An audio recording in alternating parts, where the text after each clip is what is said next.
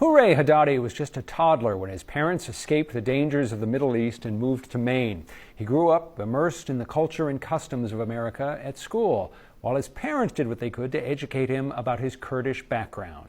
He calls a trip to Iran in 2010 to see family eye-opening, and he captures that in a book called Finding Kurdistan, a Kurdish-Iranian-American's journey home.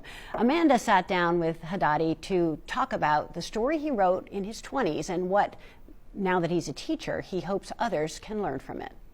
Yeah, so coming here was obviously very different, different culture, different standards, different expectations. Going to Windham High School was great. The teachers are awesome, the students were great, but I kind of stood out. I was one of the only Middle Eastern students post-September 11, post-Iraq War.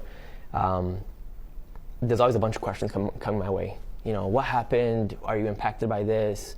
Did these events impact you? But you know, my time at Windham High School was great, but also some funny encounters with the students there regarding the cuisine, the culture, the clothing. But no, I guess you could say good thoughts all around. For the most part, were you just like any other high school student, or were your parents pretty focused on keeping the Iran culture? Yeah, no, that's important because obviously every parent wants their child to adapt to the culture of the society, you know, speak English.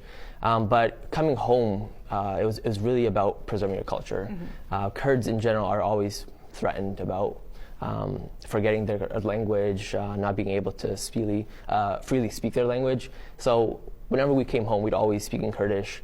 And my parents always emphasized that, don't forget your roots, don't forget your heritage. But I guess when we're outside, we speak English, we have fun, but when we come home, it's kind of like a mini Kurdistan, where we really respect the heritage and the culture that my parents have preserved. That said, you played basketball, you played video games, Sure. You know, you had submerged yourself into American culture. What was it like when you traveled back to Iran in 2010? It was unbelievable. I mean, traveling is it's just a beautiful experience. You know, I recommend it for everyone to travel and to open your horizons about culture, history, and just different societies. With that being said, obviously, being raised in a Kurdish culture, a Kurdish society, we have a couple of Kurdish communities here in Maine, but it was different. The cuisine was different. The climate is obviously different. Maine climate too. The hot Middle East was different. But I would say the main differences I saw there was the government and the restrictions placed on people. It sounds like you were very aware. I want to read something you wrote in your book. I walked, thought, and slept differently than most people here. It was the independence, freedoms, and cultural openness that distinguished home from the lifestyle here. Absolutely. What did that mean for you? I guess just, you know, I think we take for granted the rights we have here sometimes, especially folks who are younger or in high school or in college. We have so much rights and protections. The Bill of Rights in our Constitution gives us protections. You can say whatever you want. You can write whatever you like and not be concerned about being arrested or being detained or being threatened by the government. Social media, how powerful that is today in our society, where in most parts of the Middle East you can't even go onto Facebook because it's restricted. I mean, there's always restrictions placed there. Women are definitely treated far worse than men in most of these countries, specifically in Iran. They're forced to cover up.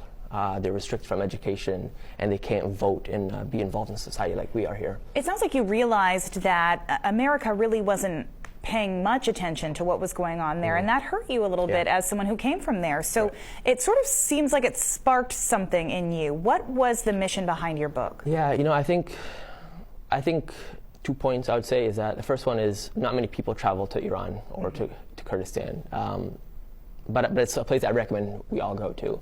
But it's the story that if you can't travel there, you know, whether it's on plane or bus, read this book, because this book will take you on that journey that I went through in 2010. But the other thing is, and I think this is the most important point, is to bring education, bring awareness to this topic. I'm not really happy with the amount of coverage seen on, let's say, CNN or Fox News, whatever it may be, regarding the Kurds. They're an ethnic group of maybe 35 million plus folks around the world who aren't being represented. The Kurds want democracy, the Kurds love equality, and they look up to America. one thing that we forget sometimes is that not everybody in the Middle East hates America. The vast majority of people there love America, our culture, our heritage, our norms. But I guess the main point of publishing this book is to continue the conversation that we're not that different. Yes, the Iranian government is not one that really respects diversity or equality or openness of thought. Being an American, having those protections, I said that, what's to lose? Write this book, speak freely, and hopefully folks will learn about it. Again, Hawreh Haddadi's book is called Finding Kurdistan, and you can find more information in the 207 section of our website.